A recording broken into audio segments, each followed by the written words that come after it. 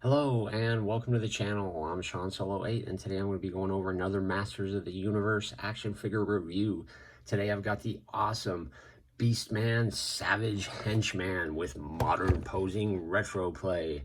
As you can see in the package, he looks awesome, but just a word of advice for you guys. When you're looking for these, be very careful for the face paint apps because there was about 4 of these and all of them, the teeth were messed up.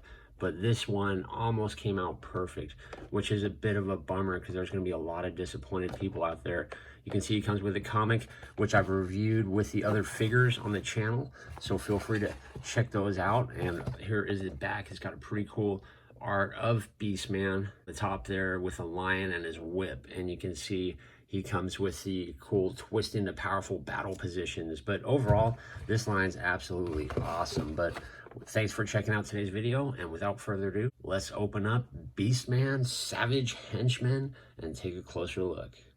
And we've got Beast Man Skeletor's henchman out of his package, and as you can see on the turntable, he looks absolutely awesome. He does hold his whip absolutely perfect, super retro going on here. The articulation is absolutely great. In my personal opinion, it's actually way better than I thought it would be, and I'm way happier getting this in my hands. I think it's one of my favorite ones so far, but paint is a little bit off when you do get them out of the package, which is a little bit of a bummer, and I will show you what I mean here close up. Let me just turn this turntable off. And then these shoulder pads, they actually you have to assemble these out of the package and put those on yourself here, which is kind of odd. Let me just zoom in on Beast Man here to make sure we get a good view. But this comes in the little baggie. These shoulder pieces come in a little baggie, and on all the pictures, these horns actually point upwards. But in that case, you can see the strap. So if you actually reverse these, you would see the strap on the back, which would look a little bit better. But I actually love how they put a lot of hair all on him, and the back of his legs are nice and clean. I love how long his arm is on this side. It actually comes like way below his knees and makes him look like a beast, which is really cool. Underneath the arms where I put the straps on, you can see some pretty cool veins in there.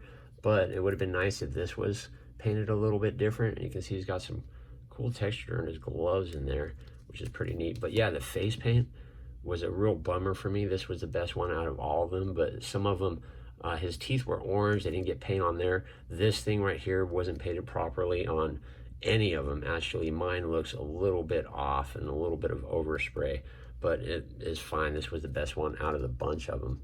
But overall, this figure is absolutely awesome, and I'm really pleased to have it in my collection. Looks like his jacket comes off with this little piece here on the back. These here you do have to assemble out of the package, and they're pretty easy to do. As you can see, it just popped off there. Just lift his arm up, stick it on, and it just clicks on. The thing is you have to get this flat piece right in between that muscle for it to be easy. And then boom, yeah, I can see that becoming a problem though. But anyway, let's go over what else he came with quickly. He did come with this comic right here, and if you guys want to see that, I do show this comic in, I believe, my Skeletor video. So if you guys want to see that comic, feel free to check that one out. But let's go over his articulation. Beast Man really doesn't look down at all, which is odd, but he doesn't look up really good. So yeah, he doesn't look down at all. His head really wobbles and is loose. It's almost like a bobblehead, but it does turn side to side, and thanks to this here, it will hold his head up in place. But yeah, this one looks nice and soft and squishy, but it's not. This right here is a pretty tough plastic, but as you can see, it bends. These right here are soft plastic, well, rubber, I guess you can call it.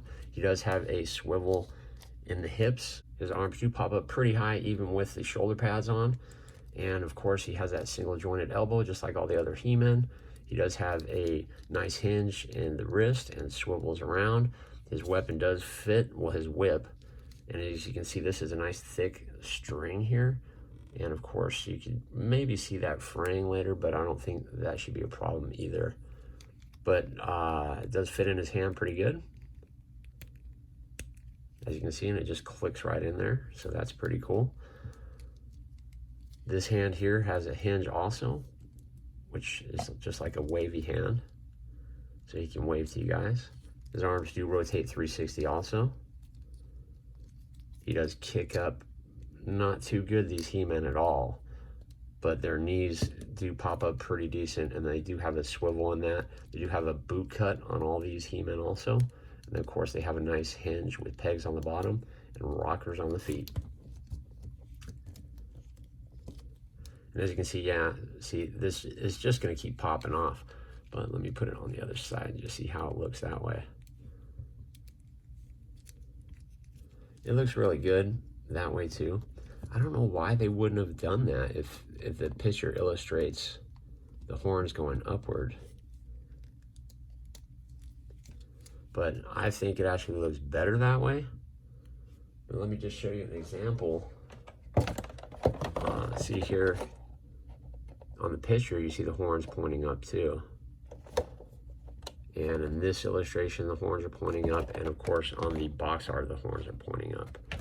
So why they couldn't put that tab on the back, I have no idea. But overall, yeah, that's Beastman. I think he's absolutely phenomenal. Thanks for checking out today's video. If you guys are new around here, consider subscribing, and I will see you guys in the next video.